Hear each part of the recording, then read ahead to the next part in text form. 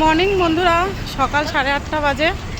তো এখন চলে এসেছি হসপিটালের কাছাকাছি, হাঁটতে হাঁটতেই আসলাম, কেন বেশি দূর না হোটেল থেকে। তো টাইম রয়েছে আমার 8টা, যদিও একটু দেরি হয়ে গেল, ঘরের অনেক কাজকর্ম ছিল, ওগুলো সেরে আসলাম। এবার ভেতরে গিয়ে টোকেন নেব। চলো তোমরা সঙ্গে থাকো, তোমাদের সাথে অনেক কথা আছে, অনেক কিছু দেখানোরও আছে।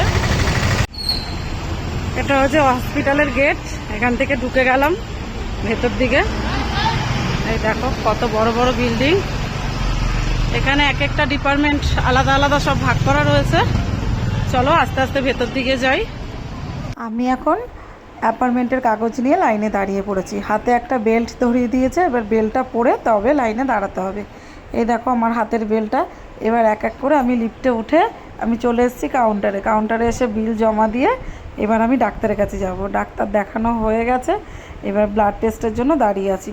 তো তার আগে কিছু টিফিন খেয়ে নিতে বলেছে, সেই কারণে আমি 1 কাপ চা আর একটা প্যাটিস নিয়ে নিয়েছি।